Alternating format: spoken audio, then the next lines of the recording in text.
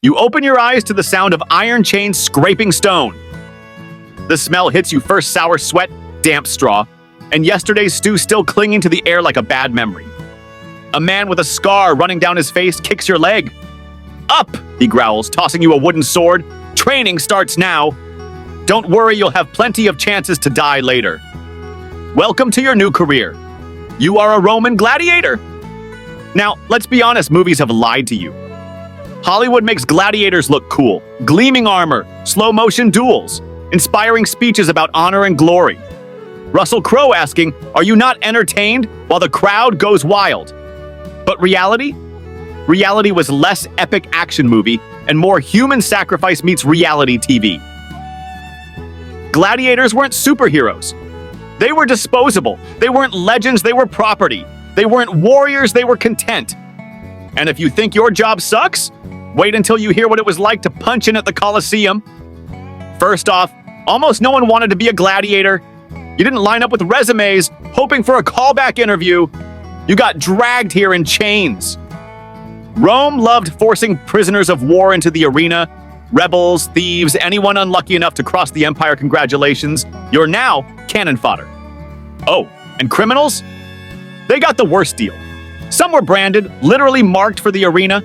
Others were sentenced to damnatio ad bestias, condemnation to beasts, which is exactly what it sounds like. Lions, tigers, leopards, bears. Rome basically invented the world's deadliest petting zoo, and you were the chew toy. Now, some people did volunteer. Maybe they were desperate for money, maybe they were chasing fame. But it was like signing up for a game show where the grand prize was not dying today, and the consolation prize was a messy funeral.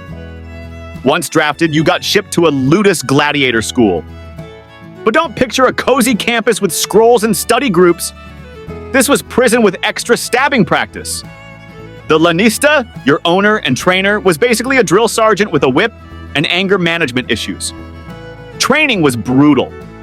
Day after day, you drilled with wooden swords, then iron ones. You learned to block, to stab, to dodge. Different schools specialized in different fighting styles. You could be a secutor, armed with sword and shield, built to take on the lightly armored retiarius who only had a net and trident. Yes, a net. Someone in Rome thought fishing gear made for great combat. Spoiler, it didn't. And forget fancy meals, house. Gladiators were nicknamed hordiarii barleymen. Your diet was barley porridge, beans, and the occasional fig. Basically carbs on carbs. Some historians think trainers fattened gladiators on purpose, so when they got cut in the arena, the fat would protect their muscles. In other words, Rome's fiercest warriors were bean-fed meat shields. The barracks were crowded, dark, and noisy. At night, you lay on straw mats listening to men groan in pain, some praying to gods, others sharpening blades. Everyone knew tomorrow might be their last day. And then came the big moment, game day. You marched down a long, dark tunnel. The sound of the crowd grew louder with every step. 50,000 Romans crammed into the Colosseum, stomping, shouting, betting on whether you'd survive past the opening minute. The emperor sat in his box, fanned by servants, while vendors sold honey cakes and roasted nuts to spectators waiting to see you bleed. You stepped into the sunlight. The sand was hot, bright, already stained from the last poor soul who performed here. The crowd roared. Across the arena, your opponent waited. Maybe another gladiator. Maybe a man just as terrified as you. Or maybe the iron gate rattled open and out came a lion, its ribs showing from hunger, eyes burning like fire. Your mouth dried, your heart pounded. The sword in your hand felt too heavy. This wasn't a duel. This was a death sentence wrapped in applause. Now, here's the thing. Romans didn't just want to fight. They wanted a show. Slip on the sand, comedy gold, get clawed by a leopard, standing ovation, lose an arm. People screamed with delight. The Colosseum wasn't about skill. It was about spectacle. Your fate rested on the emperor's thumb. A flick upward might spare you. A flick downward might end you. And don't trust the movie's historians argue about which way meant death. But the point was the same. Your life was in the hands of one man who might be more interested in his lunch than your survival. And oh, the animals. Rome shipped in creatures from across the empire. Lions, bears, tigers, elephants, even crocodiles. Once, they staged a fight with a rhinoceros. A rhinoceros! Imagine facing down 2 tons of angry horn with nothing but a pointy stick. Sometimes they flooded the Colosseum for naval battles. Yes, they actually turned the arena into a giant bathtub, floated boats in it, and made men fight until they sank. Rome looked at drowning and thought, yeah, that'll sell tickets. And because Romans loved variety, fights were mismatched. An armored swordsman against a guy with a net. 2 men chained together forced to fight a third. Blindfolded combatants swinging wildly while the crowd howled with laughter. The arena wasn't a sport. It was ancient slapstick, only with more blood. But let's say you were good. Really good. You survived. You won fights. The crowd loved you. Your name was shouted in taverns, scratched onto walls as graffiti. Women threw you notes. You became an ancient celebrity. But here's the cruel joke. You were still a slave. You belonged to your lanista. Fame didn't make you free. Fame just made your death more disappointing when it finally came. Take Flamma, one of the most famous gladiators. He fought 34 times and was offered freedom 4 times. 4. And every time, he refused. Why? Because the arena was all he knew. His fame was his cage. He lived and died in the sand. Or Spiculus, a favorite of Emperor Nero. He got mansions, money, even slaves of his own. But when Nero fell, Spiculus vanished from history. His fate tied to a mad emperor's whims. And then Commodus.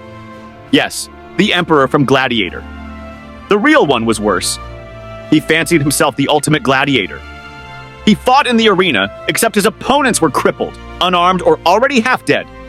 He once decapitated ostriches and waved their heads at senators, terrifying them into applause. Imagine your boss demanding a standing ovation while butchering poultry. That was Rome. Ah yes, the Rudies. The wooden sword that symbolized freedom. Survive long enough, fight well enough, and you might earn it. But the truth? Almost no one did. The average gladiator career lasted just a few years, most died before 30. And even if you got that wooden sword, what then? You were free, but free to do what? Your resume read, expert in stabbing, lion dodging, and trident wielding. Not exactly transferable skills. You'd carry the stigma forever. You weren't a citizen. You were an ex-killer walking through society with scars that screamed your past. So why did Rome adore this so much? Why did thousands pack the Colosseum to watch men and animals slaughter each other? Because gladiators weren't just entertainment. They were propaganda. Every drop of blood reminded the crowd that Rome controlled life and death. Bread and circuses keep the masses fed and distracted, and they won't question the empire. Gladiators were living billboards for Roman power. Disposable bodies turned into theater? And here's the cruel irony. Gladiators dreamed of freedom, but most never saw it. They wanted dignity, but were treated as toys. They wanted to be remembered, and 2,000 years later, we still talk about them. Their stories echo through history not as heroes, but as victims of a world that saw human suffering as a pastime. So the next time someone says, wow, it need to be cool to be a gladiator, just smile and remind them, unless you enjoy bean porridge, whips, and the chance of being mauled by a tiger before lunch, maybe stick to your office job. Because for all its glory, all its fame, and all its spectacle, there's one thing everyone agrees on. It truly, painfully, hilariously sucked to be a Roman gladiator. If you enjoyed this bloody little trip into ancient entertainment, smash that like button, subscribe for more bizarre slices of history, and drop a comment below. Would you rather fight 1 lion with a sword or 50 angry geese with a stick? Personally, I'd pick the geese. At least then my obituary would make people laugh.